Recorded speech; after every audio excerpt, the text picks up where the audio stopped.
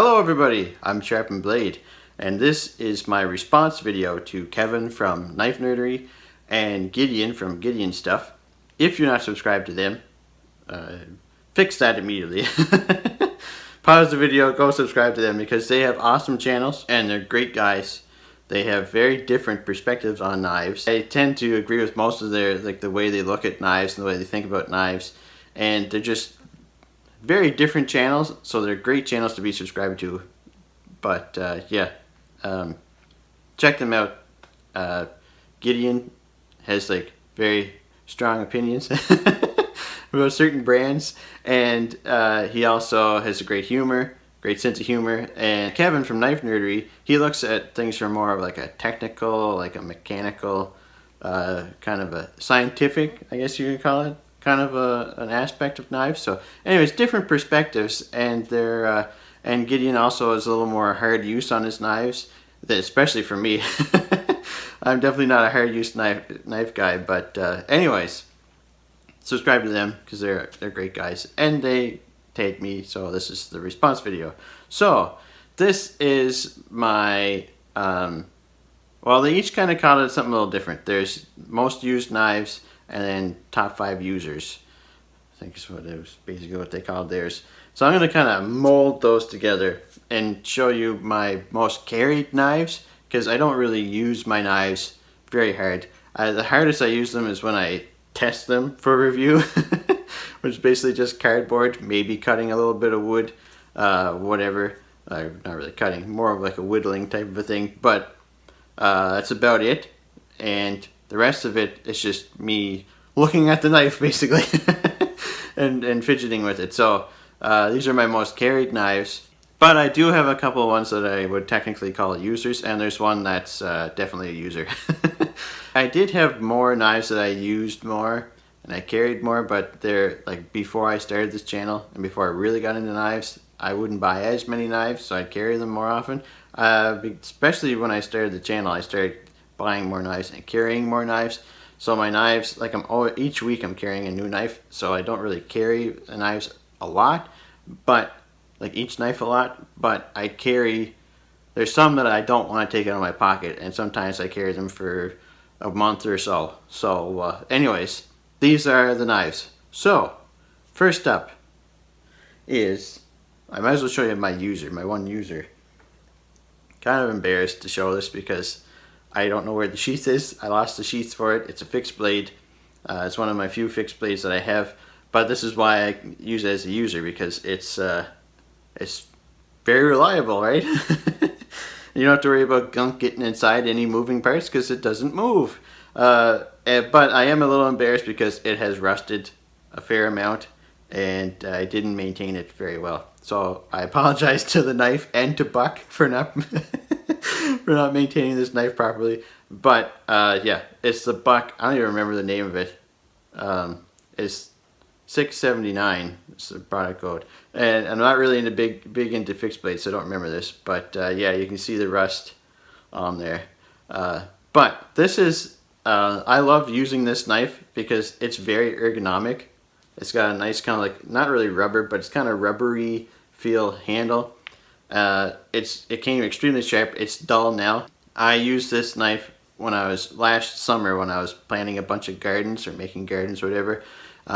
So I used the heck out of this all summer long, and it stayed sharp right until I was almost done. I had to use something else to cut I was getting bags of soil and earth and manure. So there might be poop on this.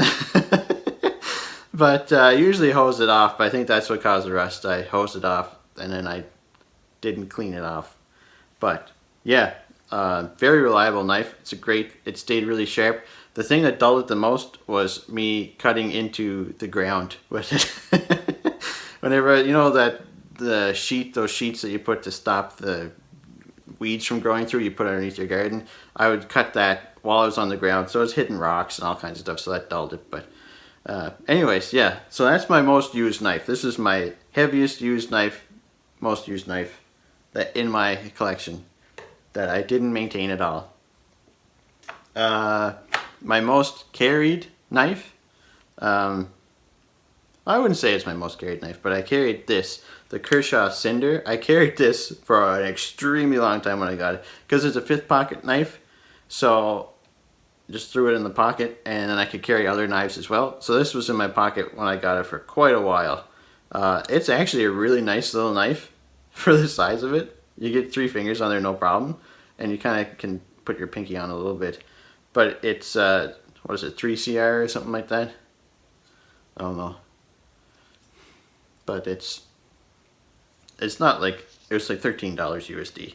So it's not overly expensive knife by any means, but it was, you know, I found this part usable when I was opening paint boxes. Sometimes you can cut things, but sometimes you need to pry things, so this was actually pretty handy. But yeah, so I carried this one for quite a while. I'm going to try not to have a super long video, so I might go through some of these pretty quick. My first, this is the Kaiser URSA Minor. This was my first, like, premium knife. I'll clean the blade a little bit here. I should have cleaned them before I got it, but anyways. Yeah, it's, I carried this for a really long time, because this was extremely expensive to me. It was only a couple $100, but it was, at the time, this was the most expensive knife I had, because I was usually in like the $50 range. Sometimes it's been a little bit more than that, and I just jumped right up to this, and out of simply spending that much money on a knife, I figured I better carry the heck out of this, and I did, because the S35VN, I think that's what it's in. Yep, it lasted. Most of my knives were HCR 13, and this lasted so much longer. Like, it held the edge so much longer, so it stayed sharp for a long time. So I just held it. I carried it for a long time, and then I started getting more premium knives. This knife here is the Hogue Deca. I carried this for quite a while when I got it too. It was such a nice, like, smooth action. It was so, it just, I don't know what it was about it, but it's got really nice ergos. It's not super big, but it's not too small. It's, you know, it's fun to fidget with. It's so smooth. Everything about it is really nice. I carried this for a long time. I don't know how long, but for a while, whenever I first got that one. So kind of going back to a user, this is the only Benchmade I have. This is the 940. I carried this for a while when I got it. Not a super long time. Clean the dust off there again. Not a super long time, but I did clean it for, I did carry it for a while. It is a really nice knife, but now I mostly use it as a user, not a heavy use user, but if there's something, like if I need to break down like a bunch of cardboard for recycling, or, you know, random things that's not, I don't have to worry about stuff getting inside anything in here, any crud or anything. You're basically clean cutting, but just needs a lot of cutting done. I'll carry this knife, and I'll use this knife because it's a very nice knife to use. It's very reliable, and it's just a, you know, an excuse to excuse to keep this in the collection, right? No, the fact that it's a 940 is a good enough excuse to keep this in the collection, even if I don't use it. But and then, so that would be more of a premium one. And then if I was a little bit worried about stuff getting into it, or losing the knife, I didn't want to spend a bunch of money on it. Now this one, I just got it. This is the oh man, which one is it? Persistence, I think it is. It's a little bit smaller than the Tenacious. I carried the Tenacious for a lot. It was my first nice knife, and I carried the heck out of it. And I sold it a while ago, but I got this fairly recently, within the last couple of months, and I find myself carrying this. I haven't used the crap out of it by any means, but I have carried it. And if I just want something, well, actually, I'll give you an example. This summer,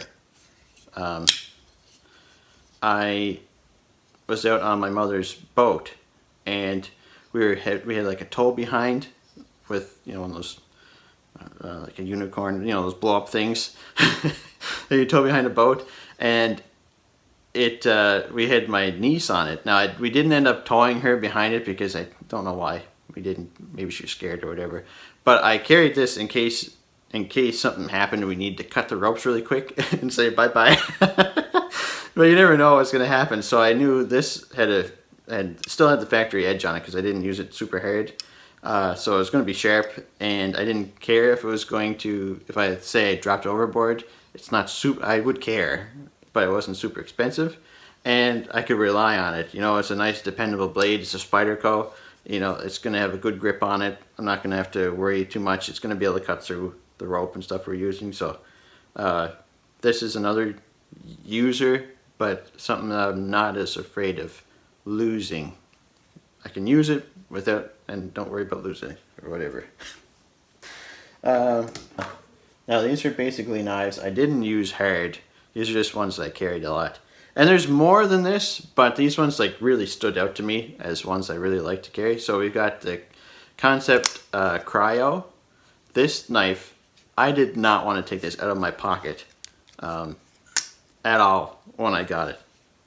I immediately fell in love with the knife, and I find myself wanting to carry it. I have other knives I have to carry for review, but I really like this knife. The action is awesome. It's so nice and smooth. It's so fun to fidget with. The action, the detent is dialed in perfectly because it works great with like a middle finger flick and with the clipper. So the detent's perfect on it. I love this knife. Whenever I got it, I don't carry it as much lately, but whenever I first got it, I really enjoyed carrying it. I should organize these better. Next up is the Wee Snex Mini Buster.